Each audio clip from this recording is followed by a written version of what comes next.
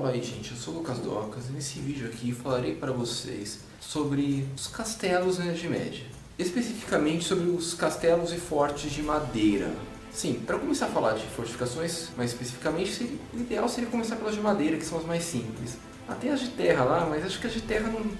eu falo delas em outro vídeo, mais pra frente. Mas então, por que sobre as fortificações de madeira? Porque acho que elas eram as mais simples de serem feitas e utilizáveis de forma mais permanente, assim.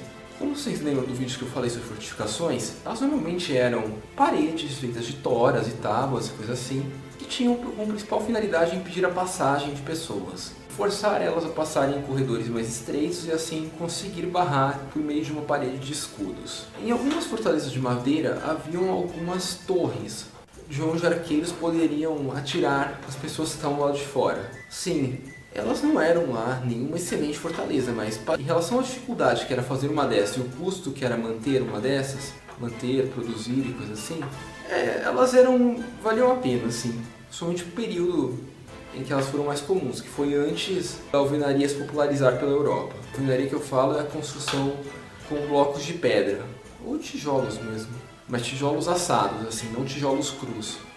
Eu vou entrar nesse conceito mais pra frente, pra explicar pra vocês, mas enfim. Antes de eles se popularizarem pela Europa, na época que só os latinos dominavam, e talvez alguns eslavos dominassem bem essas artes, somente antes do século X, assim, a maior parte dos castelos, se não a quase totalidade deles, somente nos países que não tinham essas técnicas de construção avançadas, eram feitas de madeira, eram paliçadas de madeira. Sabe aquele típico filme lá, vou falar um tipo de filme não medieval na realidade, para mostrar como é que era esse tipo de forte, porque eles continuaram sendo utilizados muito depois da Idade Média. E só não são mais utilizados hoje porque existe arame farpado e grades e cercas elétricas. Mas até o início do século XX eles eram razoavelmente comuns. Sabe aqueles fortes de filme de Velho Oeste americano, assim? Aqueles fortes de filme de independência americano, sabe? Aquele é um típico forte medieval, assim. Ele foi se adaptando, lógico, pelas eras, mas a lógica seguia exatamente a mesma. Era uma grande parede de madeira, em alguns casos tinha uma plataforma em cima ou umas torres para poder ficar atirando em quem estava lá de fora. Era uma madeira amarrada, pregada, coisa do tipo, enterrada no chão para poder ficar bem presa. Era basicamente isso, né? E eles montavam casas de madeira lá, cabanas, dentro dessa estrutura para servir de moradia para as pessoas que lá viviam. Para o nobre, para os seus guerreiros, para os seus servos e coisas assim. Servos, lembrando aqui. Nesse caso eu não estou considerando servo, isso é uma palavra muito confusa, né? Eu não gosto de palavras que tenham muitos sentidos, porque isso pode levar as pessoas à confusão, né? Vamos considerar assim, os funcionários domésticos do nobre. Eu não sei qual é a melhor expressão para utilizar. É uma droga ter que ficar escolhendo palavra, tipo, ainda apenas me referir para os funcionários do nobre, assim. Os funcionários, os guerreiros dele e a família dele. Viviam geralmente em cabanas de madeira feitas dentro dos paliçados. Não era nenhuma coisa lá grandiosa. Por sinal, o nível de riqueza em vida dos nobres em si, ao longo da maior parte da Idade Média, não foi tão maior assim do que das demais pessoas que viveram nela. O nível de riqueza era baixo por causa da ausência de tecnologia, né?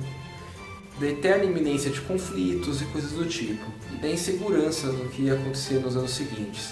Então isso mantinha o nível de riqueza de todos baixo. Não era só o camponês que não tinha um bom padrão de vida. Eu prefiro não chamá-lo de pobre porque, tipo, pobreza é uma coisa relativa, né?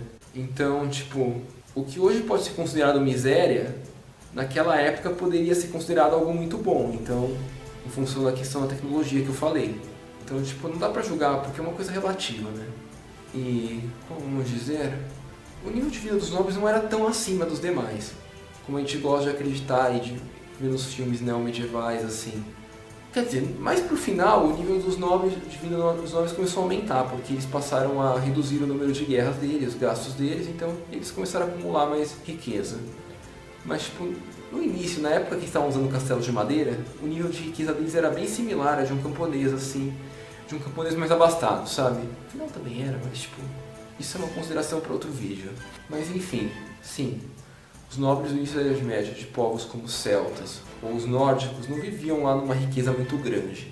É isso que eu quero demonstrar para vocês. E essas fortificações é o que eles tinham para aquele momento. Em muitos casos, eles se apropriavam de ruínas para utilizar como fortificações. Sim, ruínas. Ruínas eram excelentes fortificações porque, tipo, como eles não tinham conhecimento da técnica de construir com pedra, mas a ruína era feita de pedra, eles poderiam muito bem utilizá-la para se proteger, o que ainda restava dela. E aí eles montavam essas estruturas de madeira junto às ruínas, e aí ficavam aqueles castelos emendados lá, sabe? Com pedra, com madeira e coisa assim. Aquela típica cena de castelo bárbaro que são acostumados a ver em filme não medieval. É disso que elas decorrem. E essas fortificações, como eu já falei em outro vídeo, eram muito frágeis a incêndio e fáceis de serem derrubadas. Lógico, não era tão fácil derrubar assim também, porque tipo, alguém poderia estar em cima atirando em você, mas... Fora isso, não era lá tão difícil derrubar uma dessas. Uma boa catapulta derrubava com facilidade. Um bom ariete também. E incendiar era razoavelmente fácil. Tanto que, nesse período, era, como dizer, ao invés do nobre invasor tentar dominar o nobre invadido, dominando o castelo dele, pulsando ele do seu castelo, tomando o castelo, ele simplesmente botava fogo no castelo e ia embora. Isso porque não teria muito o que roubar desse nobre invadido, né? Como eu mesmo demonstrei, o padrão de riqueza não era tão alto nessa época, então não teria nem muito o que roubar. Era mais interessante roubar a terra do que roubar a riqueza acumulada nessa época. E para complementar esse vídeo aqui, vou deixar uma curiosidade, outra coisa que os castelos de madeira tinham. Como eu falei, o tempo de construção deles era muito menor. Só que eles poderiam ser tão menor que poderia ser montado em um dia, um castelo de madeira, dependendo do tamanho dele e do tipo de estrutura que ele fosse receber. Então esse era mais um motivo que favorecia esse tipo de castelo. Assim, eu falo castelo, mas é qualquer tipo de edificação. Mas pro final da Idade Média, esses castelos de madeira se tornaram o equivalente a porta-aviões do período, porque eles eram geralmente fortes de forças temporárias, assim, de invasões. Tanto que é assim que a gente vê nos filmes, normalmente eles são fortes do invasor, assim. Normalmente são montados em volta de tendas, acampamentos, assim. E essa foi uma utilidade que ocorreu mais pro final da Idade Média deles. E ocorreu também por muito tempo depois. Porque esses fortes eram construídos com uma facilidade muito grande e poderiam ser feitos em um dia apenas. E acho que por esse vídeo é isso, gente. Talvez eu pudesse falar mais sobre isso, mas minha garganta tá ruim e eu não vou conseguir continuar falando.